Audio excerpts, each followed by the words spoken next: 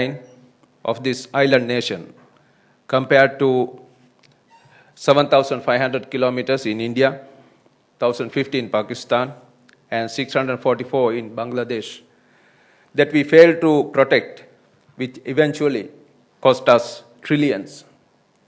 Should we care enough to place a monetary value to the losses we suffered in past 2.5 decades of separatist terrorism? Had we strengthened the coastline, enhanced our surveillance, effected law enforcement in our coastline, I am sure we could have changed our destiny and prosperity. However, we are a nation of land lovers, meaning the people on land in the naval vocabulary, who as a nation failed to understand the necessity of protecting the shoreline, let alone the seas. Not only in contemporary history, even in our king's era, same mistake was done. It was a case of history repeating itself, where kings and queens who ruled this country simply failed to grasp of naval prowess to deter foreign aggression. Mantote, the present-day Manna, at one point of time in our recorded history, was a thriving trading port, but it lacked the necessary protection. Hence, when foreign mercenaries and royals came by sea to exploit the richness of our heritage through Mantote, along the Mallatuaya to Anuradhapura, our kings simply changed the locality of the governance, but never built a mechanism to protect the coastline. It was the same old story for Gokarna, the port city for Polonnaruwa kingdom, just as Mantote for Anuradhapura. The kings and queens were eager to impose and collect taxes from these ports, but seems to have failed in devising defenses against seaborne threats. Those kings, Parakrama Bahu the Great and Nishanka Malla, who had a visionary statesmanship, built and used the naval power as tools of governance, stand prominent in our chronology. It is also interesting to note that whenever we had a strong naval capacity, the state flourished, and we never was under threat from external sources. Ladies and gentlemen, with this brief glimpse into our chronicles, let me now focus on the present day. Our country is bestowed with a territorial sea of up to 12 nautical miles from the baseline, covering a sea area which counts to 1/3 of the land mass. Then we have an exclusive economic zone of up to 200 nautical miles from the baseline, which envelopes a sea area equivalent to 7 times the land mass. Then by international convention, we have been bestowed with the search and rescue region, which encompasses a sea area equal to 27 times the landmass of this country. Then we have submitted our claim for an outer margin of the continental shelf that count to sea area of 21 times, which on acceptance would grant us sovereign rights on the seabed and the subsoil. And to top the list, we have the main sea lane of communication that connects far east with far west, running through it. What does all this mean to us? Are we immune from geopolitics that becoming more and more ocean dependent? Dear audience, it is time, I guess, to carefully go through the definition of some relevant terminology in understanding the science of our final frontier. The grand strategy is defined as the application of national resources to achieve policy objectives. This is the topmost tier where nations profuse their respective national interest. Different countries adopt theoretically similar, practically dissimilar approaches in securing their national goals. The grand strategy, as you see, does not stand alone. It is the culmination of series of components focused at achieving the superior objectives. In serving the grand strategy, maritime strategy encompasses all marine resources, naval, non-naval resources, capacities, and regimes. What is common for nations is that when it comes to maritime strategy, more or less, all maritime nations adopt same and follow similar lines.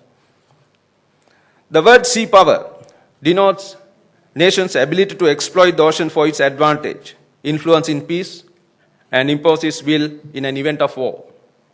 In today's changing political polarity, sea power does not necessarily represent naval capacity alone. Yet, naval capabilities continue to be a strong component in defining sea power. As Sri Lankans, what can we do with this ocean space?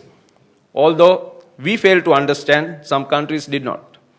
Our country is still dependent on the first and last island-wide oceanographic study undertaken by the Dr. Nansen Frøyjord program in 1978 to 1980 under the sponsorship of Government of Norway through their INGO named NORAD. It was during this scientific study that for the first time we estimated the sustainable fish harvest, potential for minerals and resources, both living and non-living, and how the ocean behaves around us. The study also revealed for the first time what could be done with the seas around us and the immense potential it offers. The series of political events that took place thereafter, influencing the sovereignty of this country, ladies and gentlemen, I leave with you for your analysis. Whilst the United Nations Convention on Law of the Sea, a remarkable set of rules that will be celebrating the 30th anniversary this year, and we Sri Lankans need to be proud of because of the leadership given by late Mr. Hamilton Shirley Amarasinghe in formulating the convention, set forth what coastal state owns and what the obligations are as a community. We are far from exploiting the rights we have. The maritime jurisdiction in different maritime zones and regions is our real state. The UNCLOS is the legal authority. The sea lane of communication is our biggest asset, and having no capacity to exploit the resources is our biggest obstacle. As I mentioned, the sea lane of communication is our biggest advantage because today, nations are becoming ocean dependent and energy routes have crossed the threshold of being mere ocean passages. By end 2010, world ranking, Port of Singapore is the second largest container handler in the world, and Colombo is at 29. It is interesting to note that out of the top 10 ports, the first 8 is in Southeast Asia, with Chinese, Singaporeans, and Korean ports topping the list, and only Dubai and Rotterdam from elsewhere. It is our geographically advantaged position over the sea lane of communication that demand us to be more vigorous in pursuing further, as Navashiva port facility in Mumbai is ranked at number 26, and none other South Asian ports are at top 50. In fact, the Indian volume of cargo is for our benefit, and by simply facilitating transshipment of these would earn us more. The picture I am projecting on the screen is a snapshot taken when coming out from the new port facility in Hambantota. As you will see, within a distance of 24 nautical miles, the complete east and west bound traffic is visible. In fact, this is the very reason external political forces prevented us from developing the facilities such as Hambantota to exploit the opportunities the maritime space around us offers. Mind you, audience, the world has crossed the threshold of standalone marine trade many decades ago. No country built channels, canals, ports, and marine structures just for the fun of it, but for strategic reasons. These strategic interests need not be military, naval, or defense related in today's competitive economies. I will be delighted to reveal some observation in this forum from a study undertaken by my ship, SLNS Samudura, an offshore patrol vessel of Sri Lanka Navy. The ship traversed the sea lane of communication